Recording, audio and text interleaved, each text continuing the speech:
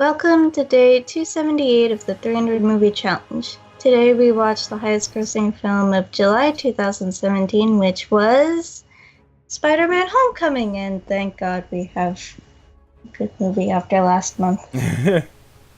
We could have had 3 superhero movies in a row, but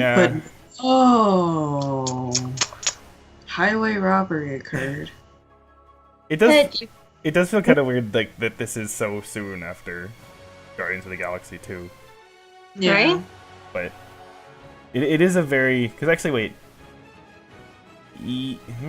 yeah, I think I'm remembering this right. I think actually this year, 2017, was the first year that they had 3 MCU films in a year.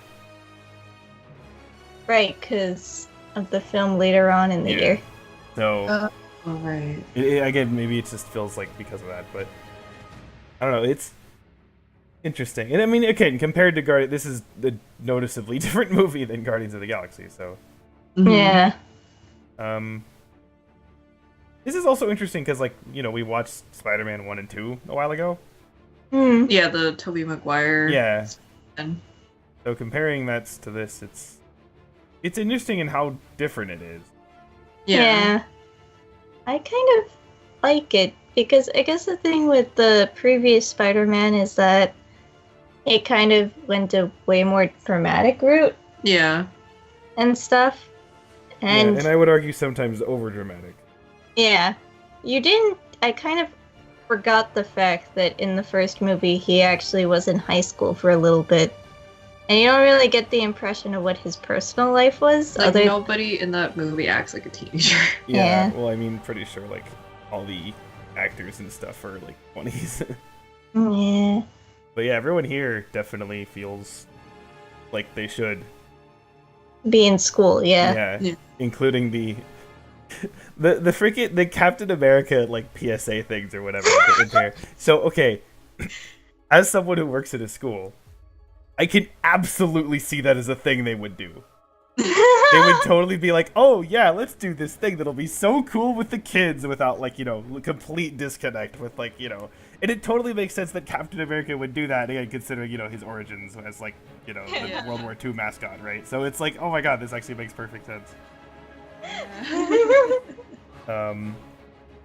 And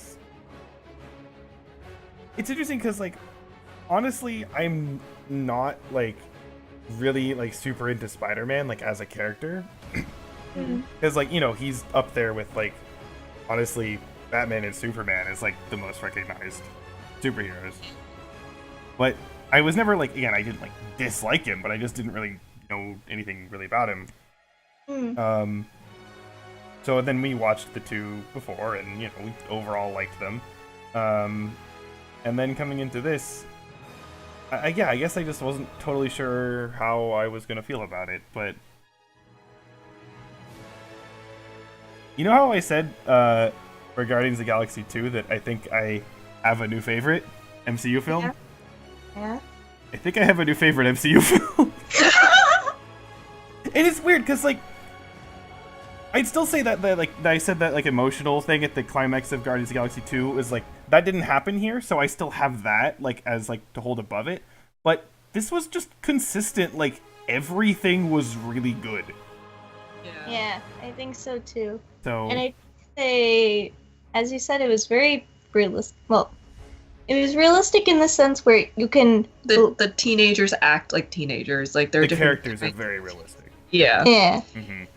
I also appreciate they didn't, like, concentrate too much on the romance and everything, and I also like the villain, too. Yes, Yeah. no, I he's really interesting because Yeah.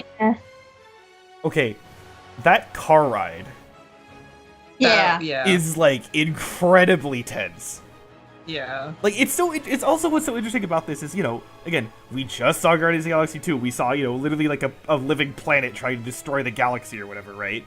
Yeah. And like, I'm not saying that was bad. It wasn't. It was good. I liked it a lot. But then it's like you go from that to basically just some dude who's like pissed off at rich people, and it's like more tense. And it's like, what? It's just so weird that like they managed to do that, you know? And the thing is, too, is that you can understand from, like, an outsider's perspective. You're like, oh, he just has jitters because, like, it's like he's taking his daughter out to prom and everything. Well, Yeah. not prom, homecoming. Mhm. But to an outsider's perspective, it's like that. But it makes total sense in their like minds. But Like it also the daughter wouldn't notice anything because she's Yeah. just like, okay, my dad's just being an overprotective dad, whatever. Yeah. And then you have those two being like, oh my god, it's the other guy. Uh-huh. And then oh my god, wait, this kid, he's Spider-Man. Yeah, the car ride was really just like insanely tense. Honestly, like that might be the most like tense thing I've seen in the entire MCU. And yeah, the characterization. He's really good at like. He's sympathetic, but not in like a standard way, if that makes sense. Yeah. Like you can understand. It's not like it completely changes how you view him. It's not like, oh, maybe he's a good guy. He's just misunderstood. It's like, no, he does bad things. But you still feel like bad for him, even though he's still doing the bad Yeah. thing, and he's still doing the bad thing. You're just like, but why did you have to do the bad thing? Yeah. Uh-huh. Yeah, and I like all the characters. I honestly like, even though I thought Tobey Maguire's Spider-Man was, solid. I like Tom Holland like way more. Tom Holland Spider-Man is so cute. Yeah. Yeah, again- You want to pinch his cheeks. He's so cute. And then I was thinking about like Tobey Maguire's Spider-Man. I was like, he's so mopey. Yeah, like I don't even view him like negatively. I view him overall No, positively, but Yeah. still, it's just it's clear this is much more relatable, much more just like normal. I guess I don't know. It's Yeah. Normal, and I guess the thing is it doesn't, as you said, it doesn't over dramatize everything. Yeah. It doesn't go into, oh, today's such a sad day, everything. Yeah, Life things sucks. things just kind of start normal, and then things just kind of go wrong, and then he's just like, oh shit, I have to fix this, and then he messes up. And I appreciate the fact that like, they let him mess up, and then Mhm. okay, I felt like Tony Stark was such a good side character in this movie. Yes, I agree with that Yeah. too. Like, I actually was like, oh my god, he's trying to be like a father figure. Or at I least a was- big brother. Yeah, Yeah. I was like, that's so nice. It is kind of nice because for some reason it seems almost like it's like so many. I'm not blaming this on Marvel, though. I guess a little bit, but it's like they're afraid to do like more than trilogies. Mm. Yeah. You know what I mean? There's no Iron Man 4, right? So it's Yeah. kind of Right. weird because the last Iron Man movie was, in 2013. So Mhm. it's like, how does that work? But he's had like pretty decent parts in like Ultron, and then in Civil War, and now here, and so it's like, you kind of see the continuation, even without a own dedicated Iron Man 4. Yeah. Yeah. And I really liked how they portrayed the relationship between the two and everything too. Yeah. Mhm. Where it kind of shows Tony being in the role of, I want you to be better than me because I don't want you to make the same mistakes as me and let the suit Yeah. rule your entire life and everything, because I've been there and I've done that Mm-hmm. and it sucks. Yeah. Yeah. Oh, another thing. Hmm? This was not an origin story. Oh, yeah. That too. That was very nice. He kind of just summarized it when he was talking to his friend. He was just like, yeah, a spider bit me. And then he was like, oh, wait, can I get bitten by a spider? And then he was like, no, the spider's dead. And that was it. That's the origin story. There you Yeah. go. I remember I remember two things. So, I think this was Nostalgia Critic. Well, whatever his recent Disney December thing where he talked about this movie, and he said that there was two things that like kind of bothered him, and the first was that like they didn't like have an origin, and I'm like, we don't need one though. We got it twice. Well, exactly, right, yeah. So we've had it's kind of like, for example, and again, I haven't seen this exactly, but I've heard that in Batman v Superman, they do another Batman origin thing really quickly, and it's like, everyone knows the story. Like, you don't need that for this story. And again, we had it in like Batman Begins. I mean, we didn't see it, but it's close enough so that like people would know it. You know what I mean? You don't need that. It's kind of like also you would assume that most people watching these Spider-Man movies would have seen the At- Tobey Maguire movies too, or which at least who was the second actor? Andrew Garfield. Garfield. Andrew Garfield. Yeah, Sorry. one of those. But yeah, and again, like, because that's something that I like about because some of them are origins, and that's fine. But like, you know, for example, the first Iron Man and Doctor Strange, those are origin stories, and you know, those are good movies. Yeah. But for example, like the Incredible Hulk movie is not an origin; it's kind of like right after the origin. This I also guess kind of Thor seems to be shortly is after. also not an origin Thor's movie. Yeah, Thor's kind of odd in terms of its placement because it's Yeah. an origin in terms of like his role among the characters and like you But know he's on the just human kind- world. He's just born. Yeah, That so that's a little different, but like yeah, Incredible Hulk is a bit different.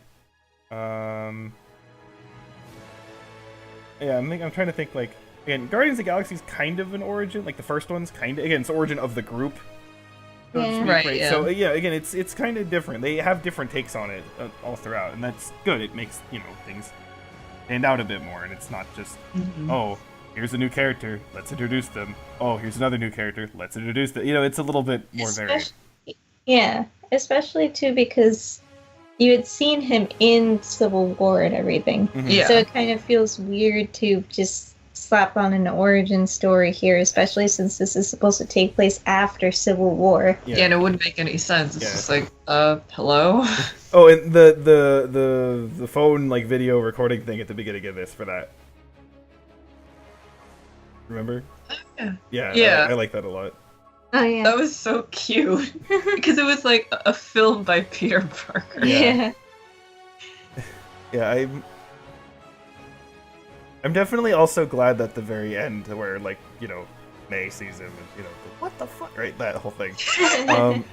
Because it's one trope that's like, you know, the super common thing where it's like, you know, oh, the girlfriend or the parent or whatever like doesn't know the secret identity or whatever, right?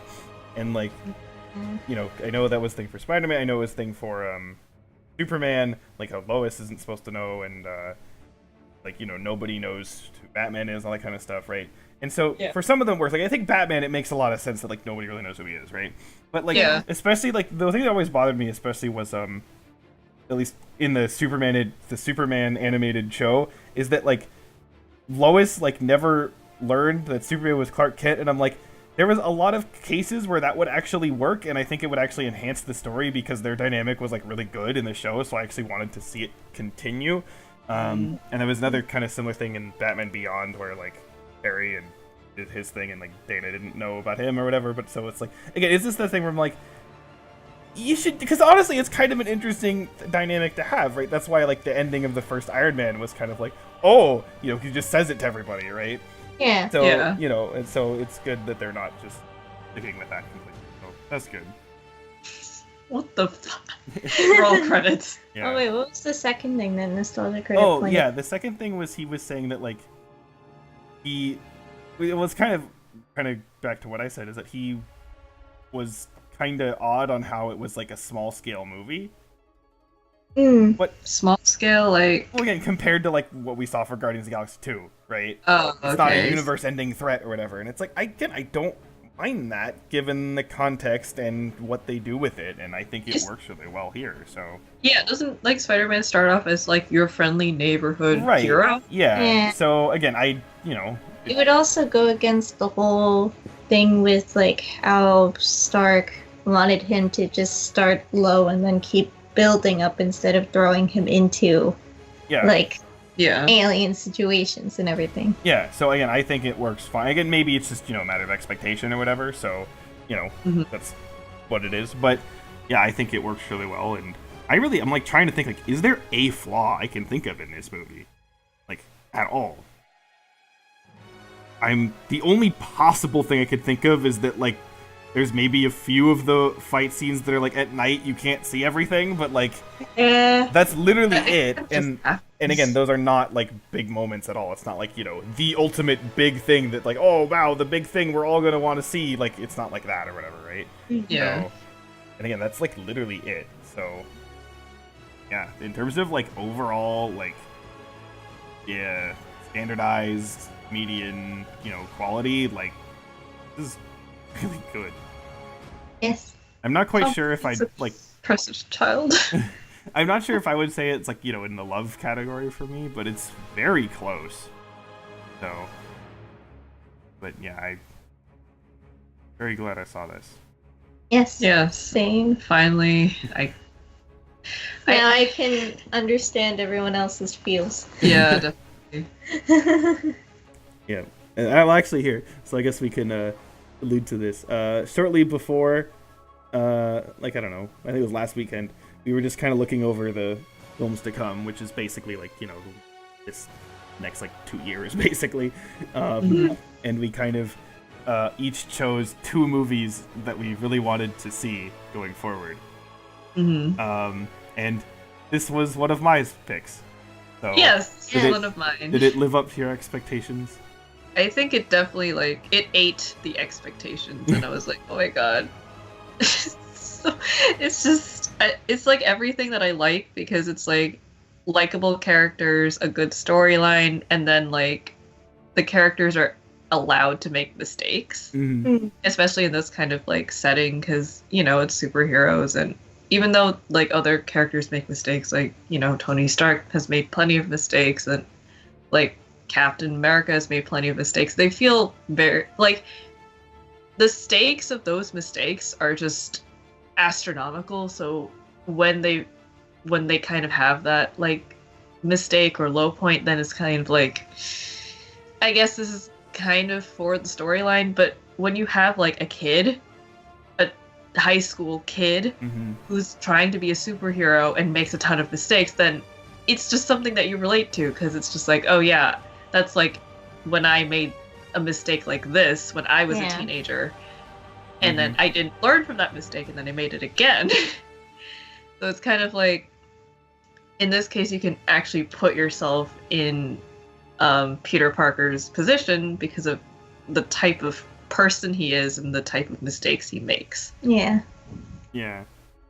And again, I didn't say like I had like low expectations. I mean, I knew that, people like this film, so I had, decently high, but like, yeah, this was, I didn't expect to like get really sucked in and involved with anything, and I did. So yeah, I liked this a lot.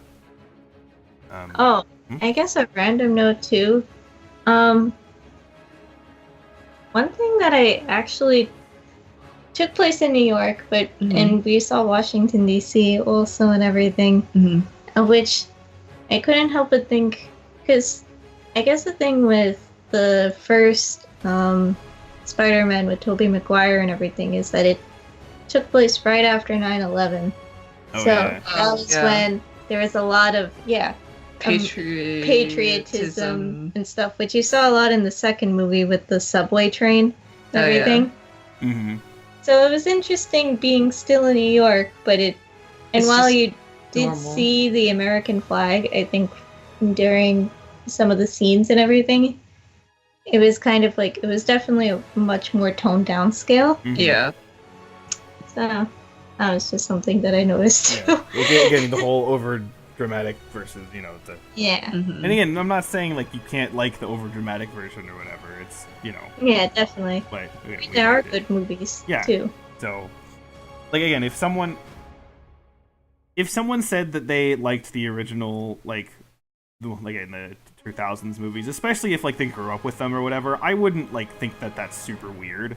If they liked those more than this, but again, as someone who doesn't have that connection, I definitely think this is noticeably better. Same. So. And no Mary Jane either. Yes, that. Okay, except they kind of teasing that near the end with like that other girl. But her name was Michelle, right? So I don't know what the deal is with that. That was odd. And again, she acts like if they're reinventing Mary Jane so she's not a stupid bitch, then that's fine. I guess that's fine. Yeah. Yeah. I guess the thing is, we didn't see Andrew Garfield's. Oh, true. Because that had Gwen Stacy, but yeah. Right. Maybe neither exists. I don't know. Maybe he's too young. He's only 15. Yeah, I don't know. Which, when you think about it, 15-year-olds, yeah. And yeah. I'm happy they didn't focus too much on that. Yeah. A good amount of focus. Again, they focused on things in the right places that also made sense given the characters. So. Yep. Oh, there. Okay. All right. So next film. Whatever it is. Next film is the third Oh. and final film in a trilogy. Oh, I I see. hope it's not sad. Well, considering the other two films. That's true. Yeah, I'm not sure exactly what to expect for this in terms of what's gonna happen. So I'll just expect to be sad, and that's it. I guess we'll Alright. find out. Yeah. Bye. Bye.